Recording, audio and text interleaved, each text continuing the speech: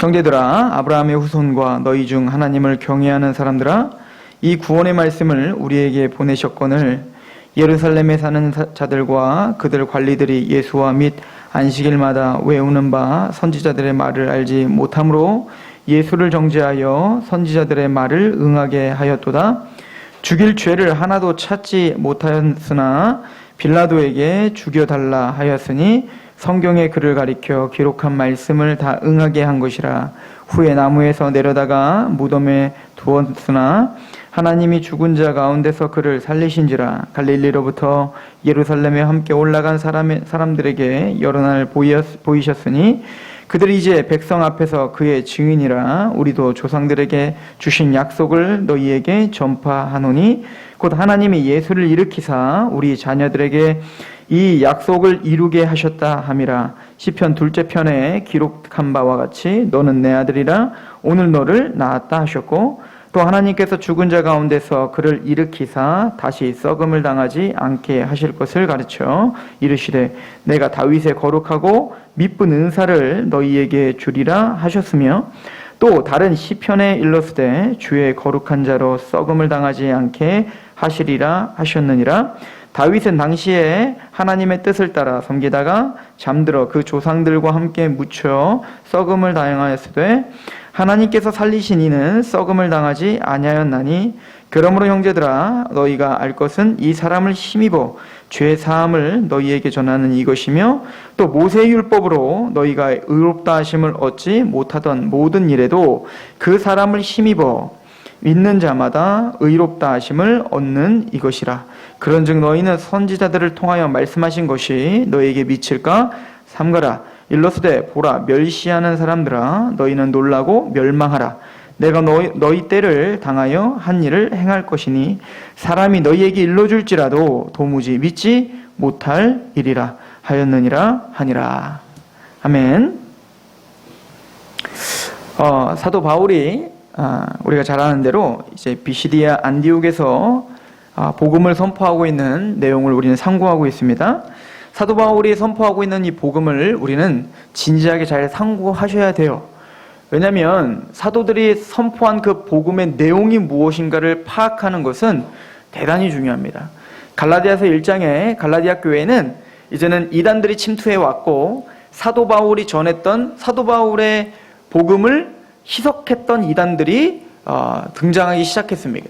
그들은 양의 탈을 쓰고 왔지만 또 광명한 천사의 모습으로 왔어요. 즉 그 사람들이 사탄의 모습으로 이단이라는 이름으로 또 비진리라는 이름으로 우리에게 온 게 아니라 내가 진리고 내가 복음이고 내가 목사고 내가 교사고 내가 하나님의 사람이고 내가 하나님의 종입니다라고 하는 이름으로 왔기 때문에 사람들은 당연히 그 목사에게 충성하고 메시지에 충성하고 우리는 말씀을 듣고 있습니다. 어느 교회가 말씀을 전하지 않습니까? 어느 교회가 성경을 보지 않습니까? 왜 당신네 교회는 말씀을 안다 하고 우리는 복음을 모른다고 합니까? 라고 하는 이야기들을 하고 있는데, 갈라디아 교회는 사도 바울이 세웠음에도 불구하고 또 사도 바울이 처음에 복음을 전했을 때 그들은 어떤 마음이었죠? 사도 바울이 아마 눈병이 좀 있었던 것 같아요. 그 다메섹 도상에서 예수님을 강하게 체험했을 때 눈이 보이지 않고 비닐이 벗겨져 그 다음부터 다시 보게 되면서 아마 그게 영향이 돼서 눈이 굉장히 안 좋았던 것 같아요.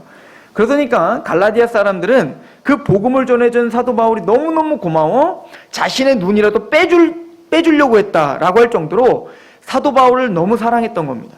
사도 바울 볼품도 없고 또 굉장히 강직해 보이는 사도 바울이 굉장히 불편할 수 있는데 사도 바울이 갖고 있는 그 복음 때문에 그 사도 바울을 존귀히 여겼다는 거예요. 그렇게 여겼던 갈라디아 교회가 하루아침에 어떻게 됐다는 거예요? 사도 바울이 전한 복음이 아닌 다른 복음을 따랐다는 겁니다. 사도 바울이 갈라디아 교회에게 그렇게 말하잖아요. 내가 다른 복음을 따르는 것을 이상히 여긴다. 그렇고 그것도 쉽게라고 하는 거예요. 사도 바울이 사역했고 사도 바울이 끊임없이 관심을 가졌던 교회조차 그렇게 사도가 전해줬던, 사도가 살아있었을 때조차 그 사도가 전하는 복음이 희석되었다면 오늘날 사도들이 살아있지도 않는 이 시대에 우리는 사도들이 써놨던 이 복음을 읽고 성경을 묵상하면서 사도들이 전한 복음을 믿는 이 시대에는 얼마나 많은 사람들이 사도가 전한 복음이 아닌 다른 복음을 전하는데 이상히 여기지 않고 그 사람이 진짜 종입니다. 그 사람이 정말 하나님의 사람입니다라고 착각할 수 있겠냔 말입니다. 그러므로 우리는 사도들이 특별히 설교하는 내용들이 있어요. 사도행전에 보면 우리가 이미 사도행전 강해를 통해서 앞부분에 사도 베드로가 전했던 복음, 또 스데반이 돌에 맞아 죽으며 하나님의 복음을 전했던 그 내용, 이런 것들을 우리가 상고했던 것은 길게 상고했었다 말입니다. 그 이유는 뭐냐면 우리가 전하고 있는 복음이 정말 참된 복음인가? 우리가 믿고 있는 복음이 또 우리가 정말로 하나님을 섬기고 고백한다고 하지만 이것이 참된 복음인가를 우리가 분별하기 위함인 거예요. 그래서 사도 바울은 그러잖아요. 다른 복음은 없다는 거예요. 다른 복음은 없나니 다른 복음을 따르고 전하는 자는 어떻게 될 것이다? 저주받을지어다. 우리나 천사들일지라도. 그건 무슨 얘기입니까? 아무리 광명한 천사의 옷을 입고 와서 뭐 어마어마한 환상을 보고 또 엄청난 체험을 한다 할지라도, 또 때로는 사도 바울이 올바른 복음을 전하다가 혹시나 나중에 풍이 걸려가지고 나중에 자신이 무슨 말을 하는지 모르는 말을 해서 지금 전하는 복음이 아니 다른 복음을 전할지라도, 우리일지라도 라고 하는 거죠. 나일지라도 다른 복음을 전하면 저주받을지어다. 사도 바울은 단칼에 자신이 전하는 복음, 즉 하나님의 복음이라고 표현하고 있어요. 로마서에는. 왜냐하면 이것은 자신의 복음이 아니라 하나님이 주도권을 잡고 하신 복음이며 하나님의 복음이며 하나님이 완성하실 복음이라는 거예요. 또 사도 바울은 다른 곳에 예수의 복음이라고 해요. 이건 무슨 얘기냐면 예수님이 성취하신 복음이며 예수님이 계시하신 복음이라는 거예요. 그러니까 사도 바울이 전파하고 있는 복음 외에 다른 복음을 전하면 저주받는 것입니다. 그렇다면 사도 바울이 전했던 복음은 무엇이었습니까? 첫 번째는 구약 성경 전체를 꿰뚫고 있는 복음이었습니다. 그 복음은 단순히 한 단편적인 이야기가 아니라는 걸 사도 바울은 강조하고 있죠. 근데 재밌는 건 이건 사도 바울만 강조하는 게 아니죠. 여러분들 앞부분에서 스데반 설교를 나중에 인터넷 가서 다시 찾아보세요. 그 스데반 설교, 그 긴 설교 중에 많은 부분이 어디에 할애되고 있죠? 구약 전체를 관통하고 있는 내용으로 하고 있어요. 이스라엘 백성들이 어떻게 살아왔는지, 하나님이 구약을 어떻게 인도했는지를 정확하게 짚어주고 있단 말입니다. 베드로의 설교는 어땠죠? 오순절 강림 때 3,000명을 변화시켰던, 5,000명을 변화시켰던 그 베드로의 설교들을 한번 묵상해 보십시오. 베드로의 그 설교에는 무엇이 먼저 시작됩니까? 구약 전체에 대한 이야기부터 시작되는 거예요. 무슨 얘기냐면 단순히 예수 믿어요, 구원받으세요는 복음이겠지만 그 내용은 뭘 담고 있다는 거예요. 그냥 하늘에서 뚝 떨어진 복음이 아니라 바로 구약 전체가 꿰뚫고 있는 핵심이라는 겁니다. 아브라함 이야기를 통해서도, 다윗의 이야기를 통해서도, 노아의 방주 이야기를 통해서도, 또 누군 누구를 낳고 누군 누구를 낳고 하는 그런 족보의 이야기를 통해서도 누구 얘기를 하고 있다는 거예요? 복음의 이야기를 하고 있고 그리스도에 대한 이야기를 하고 있다는 거예요. 그래서 예수님은 누가복음 24장에 말씀하시죠. 모세의 율법과 선지자의 글과 시편에 나를 가르쳐 기록된 이 말이 성취되어야, 응하여야 한다 했는데 이것이 성취됐다. 그리고 뭐라고 합니까? 그 말은 바로 내가 성경대로 고난을 당하 십자가에 죽으셨다가 성경대로 다시 살아난 것. 이것이 바로 창세부터 말라기까지 전체가 꿰뚫고 있는 핵심 내용이라는 거예요. 아담 이야기도. 그죠? 또 이스라엘이 출애굽을 하여 가나안 땅을 정복하는 이야기도, 다윗의 그 파란만장했던 모든 삶 이야기도, 삼손의 그 타락하며 또 넘어지고 쓰러지는 이야기 전체도, 요나의 그 하나님의 말씀을 어기고 도망갔다가 다시 돌아와 니느웨를 변화시킨 그 이야기도 다 예수님의 십자가와 부활 이야기라는 거예요. 그러니까 교회에서는 끊임없이 뭐가 선포되어야 되는 겁니까? 구약을 통해서 끊임없이 예수님이 어떻게 거기에 숨겨져 있고 거기 예수님이 어떻게 비춰져 있는지를 끊임없이 선포해야 되는 겁니다. 또한 그 구약을 꿰뚫고 있는 핵심은 뭐냐면 바로 예수님의 십자가와 부활인데, 그 십자가에 죽으시고 부활하실 그 메시아는 왕이라는 겁니다. 우리가 잘 아는 대로 창세기 1장에 시작되면서부터 하나님이 천지를 창조하실 때부터 뭐에 대한 싸움이죠? 선악과는 뭐예요? 왕에 대한 싸움인 거예요. 누가 왕이냐는 거예요. 누가 주라는 거예요. 누가 주님이냐, 누가 하나님이냐의 싸움인 거예요. 네가 하나님이냐 내가 하나님이냐의 싸움인 거예요. 하나님은 끊임없이 우리에게 물어보는 겁니다. 네가 주인이냐 내가 주인이냐, 네가 하나님이냐 내가 하나님이냐, 네가 주도권을 잡는 거냐 내가 주도권을 잡는 거냐, 네 뜻이 이루어지는 거냐 내 뜻이 이루어져야 되냐, 네 나라가 이루어져야 되니 내 나라가 이루어져야 되니, 이 싸움을 창세부터 시작하는 거예요. 예수님도 우리에게 계속 나타나서 복음을 전파하시되 하나님의 나라를 선포하셨다는 거 아닙니까? 통치에 대한 이야기인 거예요. 누가 왕이냐? 누가 하나님이냐? 그래서 마침내 구약 전체에서 하고자 하는 얘기가 뭡니까? 새 언약이 일어나고 또 새 언약의 사람들이 새 노래로 부르는 그때가 되면 나는 너희의 하나님이 되고 너희는 나의 백성이 된다는 거잖아요. 질서가 확립된다는 거잖아요. 누구를 통해서? 한 왕이 세워지겠다는 거죠. 그래서 이사야서가 말하잖아요. 한 왕이 태어날 건데 그 왕은 한 아기로 태어날 거고 처녀로 잉태할 건데 우리가 그 왕은 그런데 세상의 어떤 힘과 통치로 오는 왕이 아니라 가장 비천하고 낮은 고난의 종으로 온다는 게 이사야서 53장 이야기 아니에요? 그리고는 누구를 통해서 이 이야기를 선포하고 있죠? 바로 다윗인 거예요. 왜죠? 그 왕은 어떤 왕이냐면 겸손한 왕이고 그 왕은 하나님을 경외하는 왕입니다. 그리고 다윗을 제외한 모든 왕들은 다 어떤 왕이었습니까?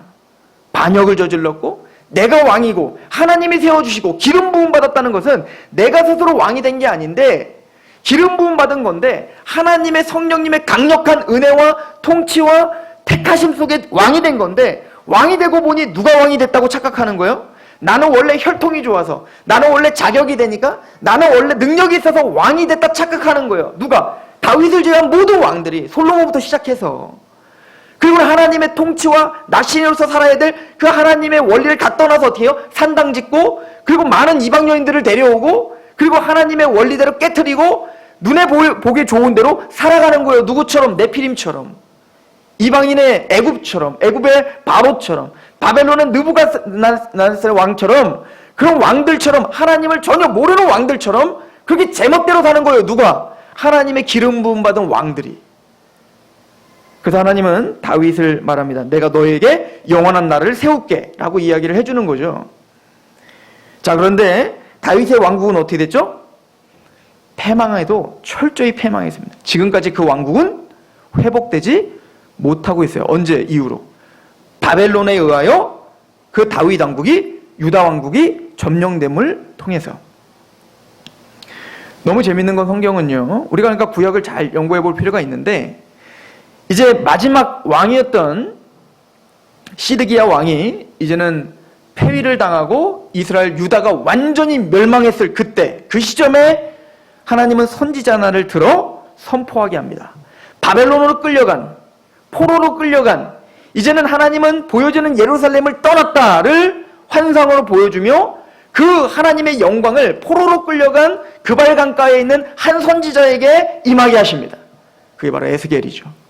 유다 왕조가 육적인 다윗 왕조가 무너졌을 때 하나님은 에스겔을 통해서 선포합니다. 한 왕이 일어날 것이다. 다윗 왕이 우리에게 다시 올 것이다. 그런데 그 다윗 왕의 나라는 이렇게 힘없이 멸망하는 나라가 아니요 영원할 것이며 그 통치가 무궁할 것이다. 이 나라를 선포하는 거예요. 너희들이 믿고 있는 그 다윗, 육적인 그 나라, 그 땅의 통치가 아니라 영원한 통치를 이룰 진짜 다윗이 올 거라는 겁니다. 다윗도 연약했죠.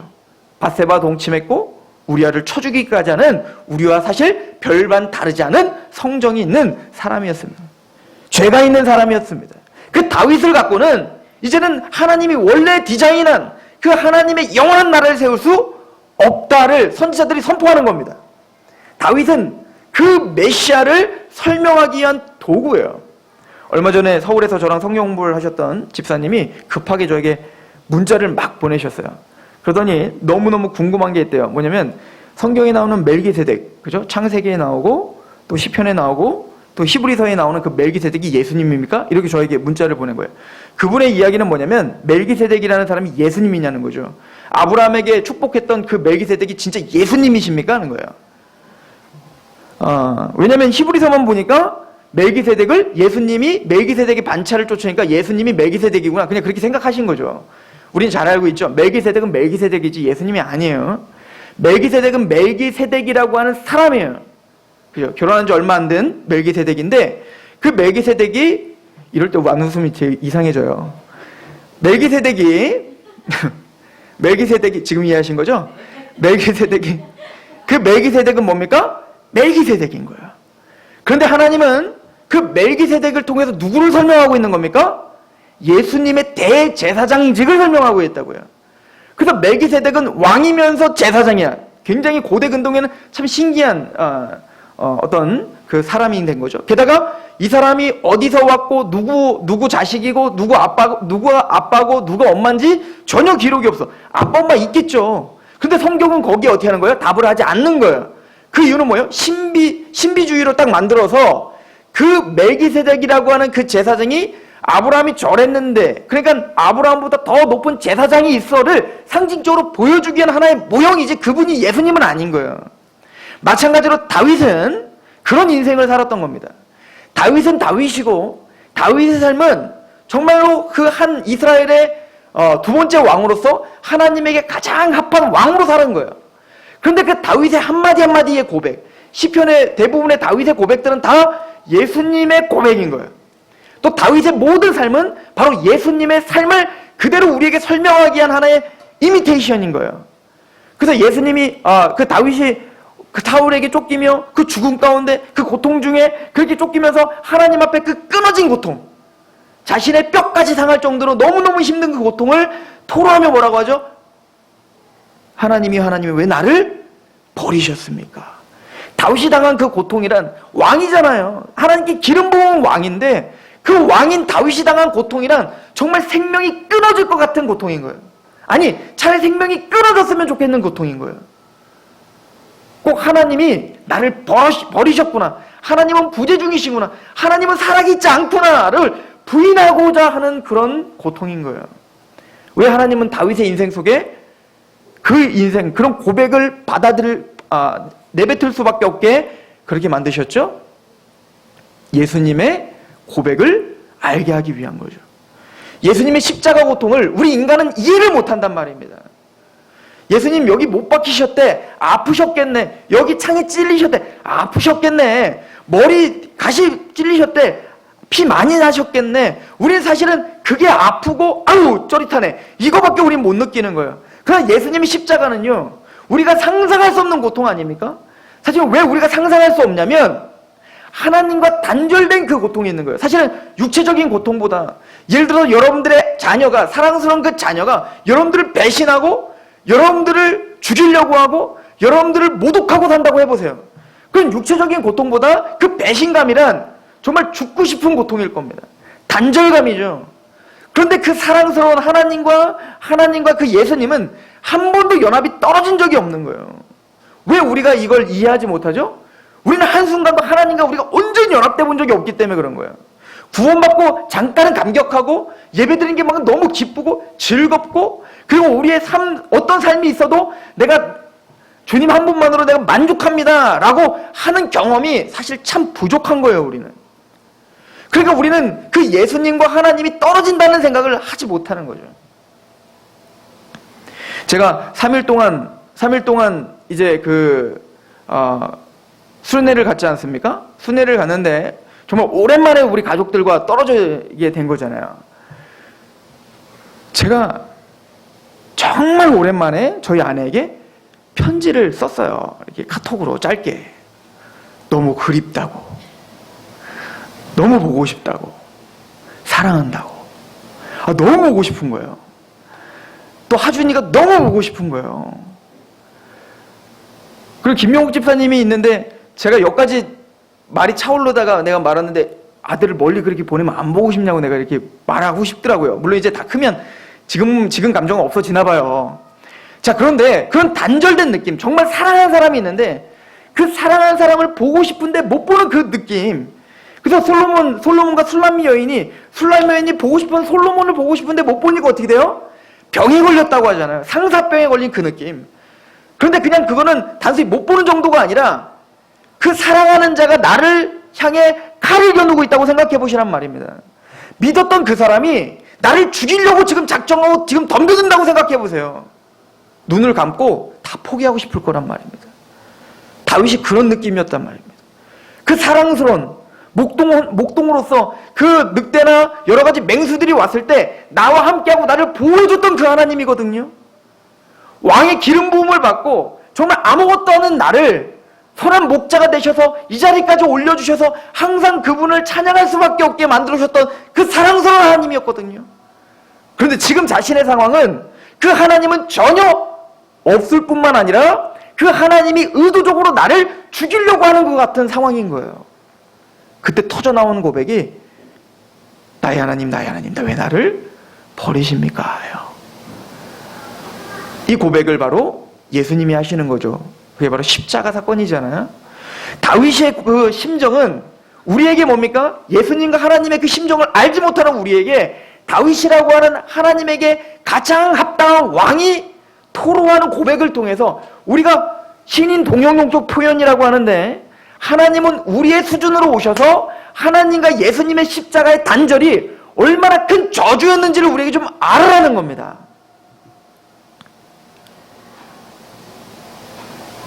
그래서 구약은 그렇게 두껍게 쓰여져 있는 거예요. 왜?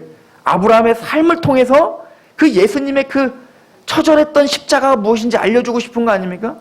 여러분들 손으로 자기 아들을 내리치려고 생각해 보세요.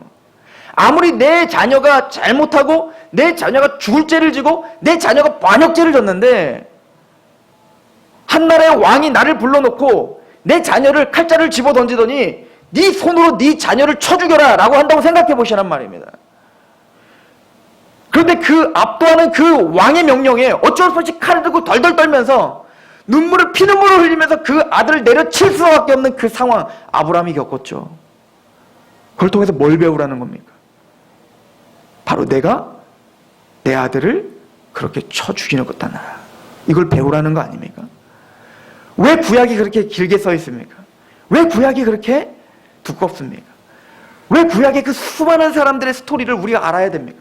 왜 이스라엘 저 근동에 살고 있는, 그것도 저 2000년, 3000년, 몇천, 4000년 전에 그 사람들의 이야기를 왜 우리가 배워야 되죠?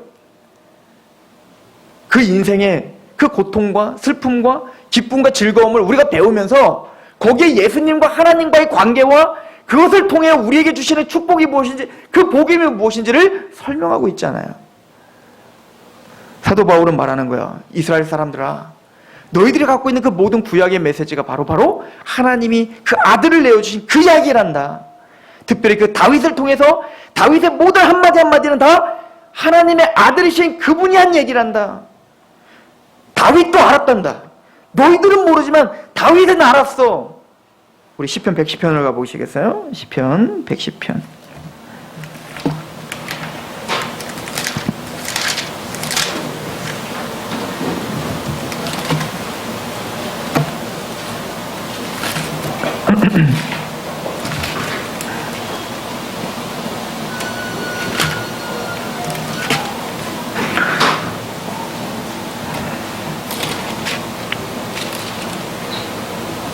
우리 시편 110편 우리 1절을 같이 한번 읽어봅시다. 시작. 여호와께서 내 주에게 말씀하시기를 내가 내 원수들로 내 발판이 되게 하시기까지 너는 내 오른쪽에 앉아있으라 하셨도다. 다윗은 하나님께 말씀을 받고 있지만, 여호와께 하나님의 말씀을 듣고 있지만, 지금 여호와께서는 다윗에게 말씀하고 있지 않다라고 말하고 있어요. 지금 다윗이 복인데 하나님의 메시지를 듣고 있는데, 그 여호와는 자신에게 말하고 있지 않고 여호와는 누구에게 말하고 있어요? 내 주에게 말씀하고 계시는 거예요. 지금 제3자가 있단 말입니다. 다윗이 지금 계시를 보고 있어, 환상을 보는데 하나님께서 지금 제3자인 그분에게 말씀하시고 계시고, 다윗은 그분을 뭐라고 고백해요? 당신은 나의 주인이십니다. 당신은 나의 왕이십니다 라고 하고 있단 말입니다. 왕의 왕이요 주의 주이신 그 왕이신 그분이 있단 말이에요. 근데 그분은 누굽니까? 내 원수로 내 발판이 되게 하기까지 너는 내 오른편에 앉아있는 분입니다. 모든 사단의 권세와 하나님이 모든 것을 일망타진하고 이제는 철장 권세를 다 부셔버릴 그날까지 하나님의 우편에서 계시는 분이 계시다는 거예요. 2절입니다. 여호와께서 시온에서부터 주의 권능의 규를 내보내시리니 주는 원수들 중에 다스리소서. 주의 권능의 날에 주의 백성이 거룩한 옷을 입고 즐거이 헌신하니 새벽 이슬과 같은 주의 청년들이 주께 나옵니다. 이게 요한 사도가 본 그 계시록의 내용과 동일한 내용이죠. 마지막 철장 권세를 다스리는 그 한 왕이 왔을 때 이제는 뭡니까? 흰무리와 14만 4천, 그 거룩한 새벽 이슬과 같은 하나님의 주의 청년들이 확 나오는 거죠. 그리고 말합니다. 4절 같이 읽어볼까요? 시작. 여호와는 맹세하고 변하지 아니하시리라. 이르시기를 너는 멜기세덱의 서유를 따라 영원한 제사장 누굽니까? 예수 그리스도를 말하고 있죠. 다윗은 구약 시대에도 하나님의 계시로 누구를 봤어요? 하나님의 우편한 자이신 다윗의 주님을 봤단 말입니다. 즉 예수 그리스도 메시아 기름 부음 받은 내가 진짜 왕이 아니라 저분이 왕이구나라는 걸 봤단 말입니다. 복음을 알았단 말이에요. 아브라함도 알았다는 거죠. 그래서 갈라디아 3장에 뭐라고 합니까? 아브라함에게 내가 이미 복음을 전했다라고 말하는 거 아닙니까?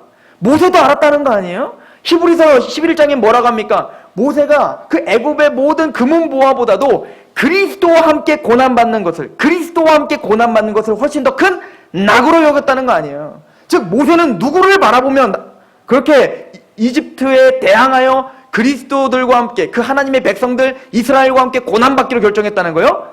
그리스도를 바라보고 뭘 통해서? 율법과 그런 여러 가지 제사들을 통해서 그리스도를 발견했다는 거예요.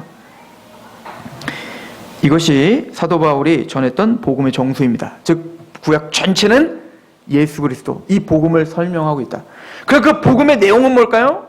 바로 아까도 말했지만 십자가와 부활이다는 것이죠. 우리 고린도전서 15장입니다.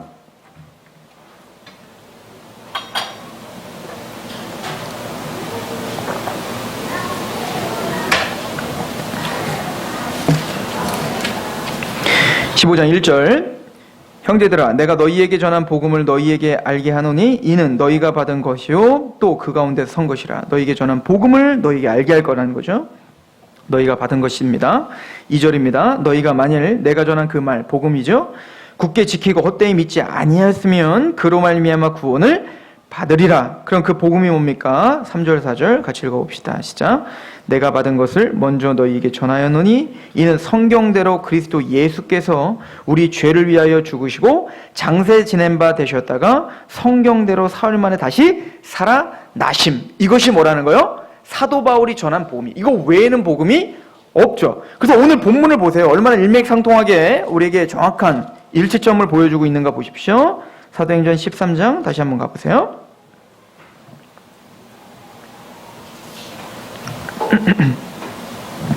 그래서 구약의 다윗의 이야기를 통해서 사도 바울이 뭘 설명하고 있습니까? 바로 이 십자가와 부활 이야기를 설명하고 있는 거예요. 뭘 통해서? 구약을 통해서. 자, 33절부터 제가 읽어볼게요. 곧 하나님이 예수를 일으키사 우리 자녀들에게 이 약속을 이루게 하셨다 함이라. 시편 2째 편에 기록한 바와 같이 너는 내 아들이라 오늘 너를 낳았다 하고. 이 내용에 대해서는 여러 가지 이야기들이 있어요. 여러분들 시편 2편을 여러분들 보면 제왕시라고도 하는데, 즉 다윗이 왕으로 등극했을 때 하나님이 선택했고 하나님이 왕을 낳았다는 거예요. 그러니까 첫 번째 1차적으로는 누구에 대한 이야기예요? 다윗에 대한 이야기인 거예요. 네가 왕이 된 건, 다윗을 왕으로 만든 것은 내가 너를 낳아서 만들었다는 거죠. 그래서 유대인들에게는 왕이 된 자는 하나님의 아들됨이라고 표현되고 있었다고요. 자, 그런 것처럼 그러나 이것은 1차적 다윗을 얘기한 게 아니라 누굴 얘기한 거죠? 궁극적으로는 예수님에 대한 얘기죠. 그래서 예수님은 뭡니까? 우리의 왕으로 등극하셨다는 거죠. 자, 그리고는 이야기를 합니다. 34절. 또 하나님께서 죽은 자 가운데서 그를 일으키사 다시 썩음을 당하지 않게 하실 것을 가르쳐 이르시되 내가 다윗의 거룩하고 미쁜 은사를 너희에게 주리라 하셨으며 또 다른 시편에 일렀을 때 주의 거룩한 자로 썩음을 당하지 않게 하시리라 하셨느니라. 다윗은 당시에 하나님의 뜻을 따라 섬기다가 잠들어 그 조상들과 함께 묻혀 썩음을 당하였을 때 하나님께서 살리신 이 썩음을 당하지 아니하였나니 그러므로 형제들아 너희가 할 것은 이 사람을 힘입어 죄사함을 너희에게 전하는 이것이며 또 모세의 율법으로 너희가 의롭다 하심을 얻지 못하던 모든 일에도 이 사람을 힘입어 믿는 자마다 의롭다 하심을 얻는 이것이라. 그러니까 하나님이 다윗에게 이야기를 했어요. 뭐라고 했냐면 네가 썩음을 당하지 않을 것이다. 이렇게 표현했단 말입니다. 근데 지금 이 사도 바울의 논리는 뭡니까? 바리새인이었던, 그래서 이 구역을 꿰뚫고 있었던 이 사도 바울은 뭐라는 거야? 잘 생각해봐라. 그러나 다윗은 무덤이 있냐 없냐는 거야. 다윗의 육체는 썩었냐 안 썩었냐 이거야. 썩었죠. 그러므로 이 시편의 이 고백은 내가 너를 낳았다, 너는 내 아들이다 라고 하는 것뿐만 아니라 또한 내가 너는 썩음을 당치 않을 것이다 라고 했던 다윗에게 줬던 그 모든 언약들은 사실은 다윗에게 성취되는 게 아니라 누구의 언약이었다는 거예요? 바로 예수 그리스도에 대한 언약이었다고 이야기하고 있는 거예요. 왜냐하면 다윗은 썩었잖아요. 그 하나님이 거짓을 약속한 것이냐? 그렇지 않다 이거예요. 궁극적인 다윗 왕이 올 건데 그 왕에게 이야기한 것이다. 그래서 바로 그 예언대로 예수님이 부활했다라고 이야기하는 것입니다.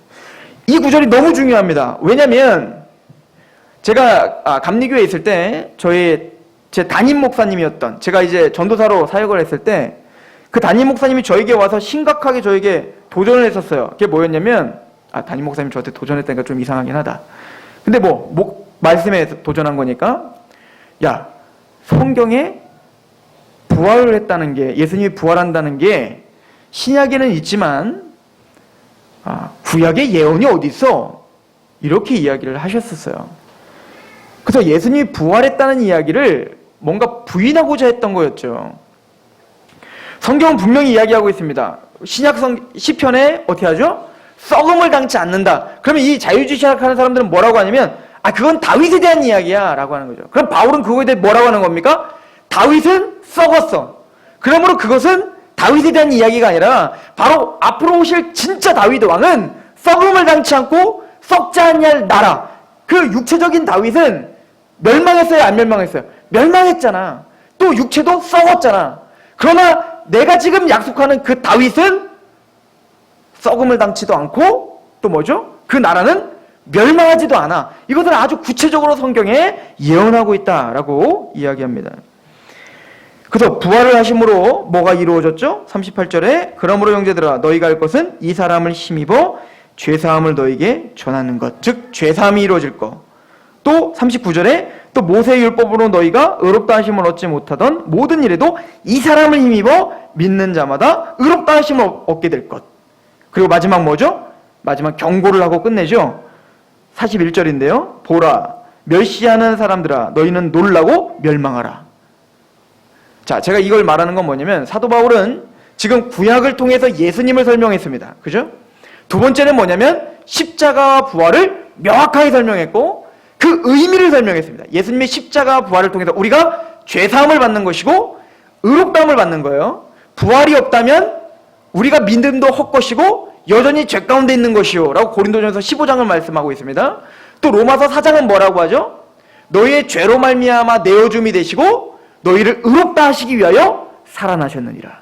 즉 예수님의 십자가는 우리의 죄사함을 위해서지만 예수님의 부활은 뭘 위해서요? 우리를 의롭다, 이 신칭이 예수님을 믿음으로 의롭다함을 받기 위해서는 반드시 뭐가 필요해요? 예수님의 부활이 필요한 거예요. 그래서 십자가와 부활, 이 믿음만이 구원을 받을 수 있는 유일한 길이야 라고 이야기를 하고 마지막 뭐요? 심판을 명하죠. 이걸 믿지 않는 사람 멸망하라 이렇게 발표하죠. 이게 성경에 있는 말씀이에요. 예수님의 이 복음을 믿지 않는 너희들아 멸망하게 될 거야도 아니야. 멸망하라 라고 선포하고 있는 거예요. 문들아 머리 들어라 왕이 들어가신다 라고 말하죠. 이게 복음인 거예요. 즉 어떻게 하는 거죠?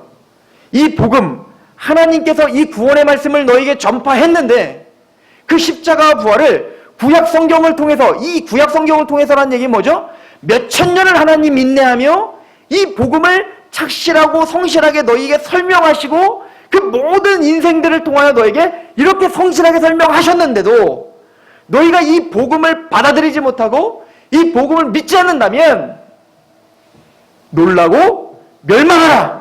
이게 복음이라는 거예요. 이게 사도 바울이 담대하게 유대인들에게 선포했던 메시지입니다. 저는 이 구절을 보면서 38절부터 41절까지 말씀을 보는데 세 가지가 딱 떠올랐어요. 예수님이 요한복음 16장에 성령님이 오시면 깨닫게 하신다는 세 가지였습니다. 첫 번째는 뭐죠? 죄에 대하여, 의에 대하여, 심판에 대하여. 죄라함은 나를 믿지 아니하는 것이요. 의라함은 내가 다시는 너희와 지금 여기에 있지 않고 하나님께로 가는 것이고, 심판에 대하여는 이미 세상 왕이 심판을 받았다는 것이죠. 우리 이미 성경 공부를 통해서 다 그 의미를 이해하시죠? 그 죄가 뭡니까? 예수님 믿지 않는 거였죠. 의는 뭡니까? 이 우리의 인간의 열심으로는 의롭다함을 받는다는 것을 포기하라는 겁니다. 그거는 절대 의롭다함을 받을 수 없고 오직 예수님의 공로로만 의롭다함을 받을 수 있다는 걸 깨닫게 하신다는 거예요. 심판은 뭐죠? 이미 세상의 군왕, 즉 사탄이 예수님의 십자가와 부활로 그 머리가 밟혔어요. 그러므로 이제 뭐요? 세상의 군왕인 그 사탄을 따르는 헛된 짓을 그만둬라 하는 거예요. 왜냐하면 마침내는 그 세상 군왕, 그 사탄은 예수님의 재림할 때 어떻게 무조갱으로 직행하게 될 거고 영원한 불못으로 떨어지는데, 그때가 되면 어떻게 될 겁니까? 그 세상의 군왕과 함께 그를 따르던 모든 백성들, 그들은 함께 멸망의 길로 가게 될 것이기 때문에 이게 바로 심판인 거죠. 지금 사도 바울은 정확하게 예수님이 말씀하신 그 말씀을 선포하는 겁니다. 죄사함을 받아라. 의롭다함을 받아야 된다. 그리고 이 말씀을 믿지 않는 자들아 멸망하라. 이것이 복음입니다. 저는 이 교회가 이 복음에서 떠나지 않길 소망합니다. 우리 하나님의 백성, 복음을 알고 있는 여러분들이 구약을 사랑하시길 소망합니다. 구약을 통해서, 우리가 신약을 통해서 발견한 그 명확한 복음이 계속 보이기를 원합니다. 왜냐하면 그럴 때 우리 성장하게 될 거예요. 아브라함의 삶을 통해서 십자가의 길이 무엇인지를 배우게 될 것이고요. 다윗을 통해서 하나님의 그 복음, 예수님의 그 마음, 그 심령을 이해하게 될 것입니다. 우리는 구약을 통해 또 신약을 통해 끊임없이 십자가로 꿰뚫어진 그 성경의 광맥을 발견하게 되실 거예요.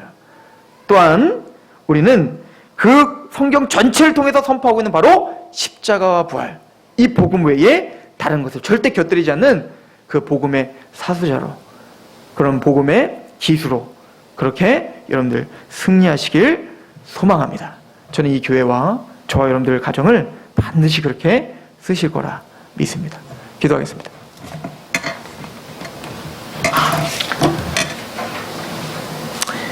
매번 듣는 복음이며 매번 묵상하는 십자가입니다. 들어도 또 새롭고 들으면 들을수록 그 깊이와 넓이와 그 사랑의 어떠하심을 깨닫게 하시는 것이 얼마나 기적이며 하나님의 능력이며 복음의 위대함인지 모릅니다. 이 귀한 복음의 비밀을 우리에게 알려주시고 우리를 친구 삼아주시고 만물 안에 만물을 충만케 하는 충만으로 우리를 선택하시며 우리에게 그 위대한 사명을 허락하여 주셔 감사합니다. 주여, 사도 바울이 어디에 있건 이 명확한 복음이 선포됐듯 이 교회가 이 서산 땅에서 또한 우리 귀한 하나님의 성도들이 각자 그 처소에서 이 복음의 기수로 그렇게 힘있게 빛과 소금이 될 수 있도록 주여 도와 주옵소서. 예수님의 이름으로 감사하며 기도합니다. 아멘.